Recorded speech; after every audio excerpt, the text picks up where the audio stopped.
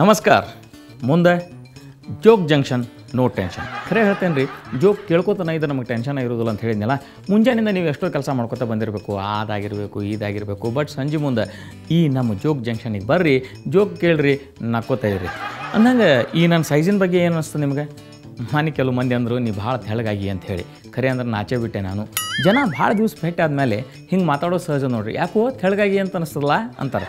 ಅವಾಗ ಈ ತೆಳಗಾಗಿಯಲ್ಲ ಅಂತ ಅನಿಸ್ಕೊಂಡು ನಾವು ಸಹಿತ ಅವ್ರಿಗೂ ನೀವು ಸ್ವಲ್ಪ ತೆಳಗಾದಂಗೆ ಅದ, ದಿನ ಮುಂಜಾನೆ ವಾಕಿಂಗಿಗೆ ಹೊಂಟೀನಿ, ಮತ್ತು ಡಾಕ್ಟ್ರ್ ಹೇಳ್ಯಾರಲ್ಲ ಸಕ್ರೆ ಬಿಟ್ಟೀನಿ ಅಂತ ಹಿಂಗೇನೇನೋ ಮಾತಾಡ್ಕೊತಾ ಹೋಗ್ತಾರೆ. ಖರೆ ಈ ದಪ್ಪಾಗಿರೋದ್ರ ಬಗ್ಗೆ ಮೊನ್ನೆ ನಾನು ನಾಗ್ಪುರದಾಗಿದ್ದಾಗ ಒಂದು ಸರ್ತಿ ನನಗೆ ಒಬ್ಬ ಡಾಕ್ಟ್ರ್ ಬಂದು ಏನಂದರು, ನೀವು ಸ್ವಲ್ಪ ವೆಯ್ಟ್ ಕಡಿಮೆ ಮಾಡಬೇಕು ಯಶವಂತ್ ಅಂತಂದರು. ಆತ್ರಿ ಡಾಕ್ಟ್ರ, ಸ್ವಲ್ಪ ಸಜೆಷನ್ ಕೊಡ್ರಿ, ಊಟ ಏನು ಮಾಡೋದು, ಹೆಂಗೆ ಏನು. ಅದಕ್ಕೆ ಅವ್ರು ನಾನು ಸ್ವಲ್ಪ ನ್ಯೂಟ್ರಿಷನ್ ಗೆಳೆಯ ಇದ್ದಾನೆ, ನೀವು ಒಂದು ಕಡೆ ಹೋಗು, ಅವ ನಿನಗೆ ಹೇಳ್ತಾನೆ, ಡಯಟಿಷಿಯನ್, ಅವ ನಿನಗೆ ಏನೇನು ಬೇಕು ಏನೇನು ಬೇಡ ಎಲ್ಲ ಹೇಳ್ತಾನಂತ. ಸರಿ ಅಂತಂದೆ. ಅವನ ಹತ್ರ ಹೋದೆ. ಒಳಗೆ ಹೋದ ಕೂಡಲೇ ಆಕೆ ಫಸ್ಟ್ ಹೆಸರು ಬರ್ಕೊಂಡು ಡಾಕ್ಟ್ರ್, ಲೇಡಿ ಡಾಕ್ಟ್ರ್ ಇದ್ಲಕ್ಕೆ. ಆಪ್ಕಾ ನಾಮ್ ಅಂದ್ಲು, ಯಶವಂತ್ ಸರ್ದೇಶ್ ಪಾಂಡೆ ಅಂತ. ಯಶವಂತ್ ಸರ್ದೇಶ್ ಪಾಂಡೆ ತುಮಿ ಮರಾಠಿ ವಾಡ್ತೆ ಅಂದ್ರೆ ನೀವು ಮರಾಠಿ ಅಂತ ಅನ್ನಿಸ್ತದೆ ನನಗೆ ಅಂತಂದು. ಯಾಕಂದ್ರೆ ನನ್ನ ಮೊದಲೇ ಹೆಸರು ಯಶವಂತ್ ಅಂತಿದ್ದ, ಅಡ್ಡ ಹೆಸರು ಸರ್ದೇಶ್ ಪಾಂಡೆ, ಹಿಂಗಾಗಿ ಪೂರ್ಣ ಮರಾಠಿ ಅನ್ನಿಸ್ತು. ನಾ ಏನು ಹೇಳಾರ್ದ ಸುಮ್ಮನೆ ಇದನ್ನಕ್ಕೆ. ನಾಷ್ಟಾमध्ये काय घेतात ಅಂದ್ರೆ ನಿಮ್ಮ ಮುಂಜಾನೆ ನಾಷ್ಟಾದಾಗ ಏನು ತೊಗೋತಿ ಅಂತ ಕೇಳಿದ್ರು. ನಾ ಇಡ್ಲಿ ಅಂದೆ. ಅರೆ ತೋ ಅಪ್ ಸೌತ್ ಇಂಡಿಯನ್ ಹೇ ಅಂತಂದ್ಲು. ಅಂದ್ರೆ ನಮ್ಮ ನಾಷ್ಟಾದ ಮೇಲೆ ಡಿಸೈಡ್ ಮಾಡಿದ್ದಕ್ಕೆ ನಾ ಕರ್ನಾಟಕದಾವಿದ್ದೇನೆ ಅಂತ. ಹೌದ್ರಿ ಮೇಡಮ್, ನಾ ಕರ್ನಾಟಕದವ, ಇಲ್ಲಿಗೆ ಬಂದೇನಿ ಅಂತಂದೆ.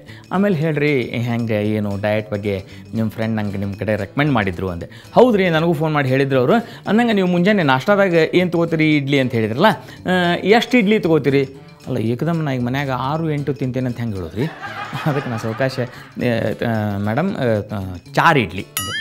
4? ನೈ 4 ತಿನ್ನೋಂಗೆ ಇಲ್ಲ ನೀನು, ಬರೀ 2 ಇಡ್ಲಿ ತಿನ್ನಬೇಕು, 1 ಬಟ್ಲ ಚಟ್ನಿ ತಿನ್ನಬೇಕು. ನಾ ಕೇಳಿದೆ, ಮೇಡಮ್ ನಾಷ್ಟಾದಕ್ಕಿಂತ ಮೊದಲು ಏನು ಆಮ್ಯಾಲು?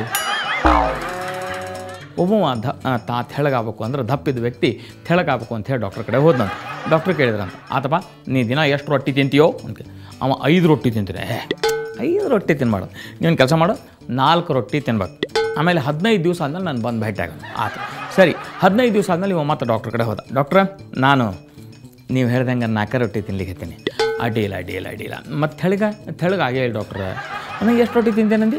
4 ಅಲ್ಲ, ನೀ 3 ರೊಟ್ಟಿ ತಿನ್ನು, 15 ದಿವಸ ಆದ್ಮೇಲೆ ಬಂದು ಭೇಟಿ ಆಗ. ಆತ್ರಿ ಅಂದೆ. ಮತ್ತು 15 ದಿವಸ ಆಯ್ತು, ಮತ್ತೆ ಹೋದಿವ. ಡಾಕ್ಟ್ರ, ನೀವು ಹೇಳ್ದಂಗೆ ಆಯ್ತು, ಏನಾಗಲಿಲ್ಲ. ಎಷ್ಟು ರೊಟ್ಟಿ ತಿಂತೀನಿ? 3. 3 ತಿನ್ನೋಲ್ಲ, ನೀ ಬರೀ 2 ರೊಟ್ಟಿ ತಿನ್ಬೇಕು.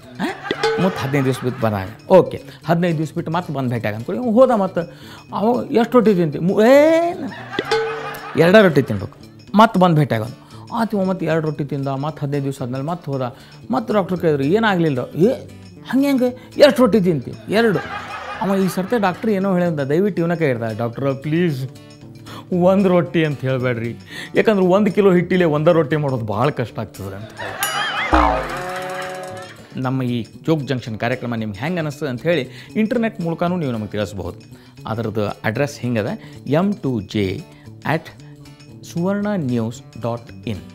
ಕಳಿಸ್ರಿ, ನಾ ಕಾಯ್ತಿರ್ತೇನೆ. Thank you.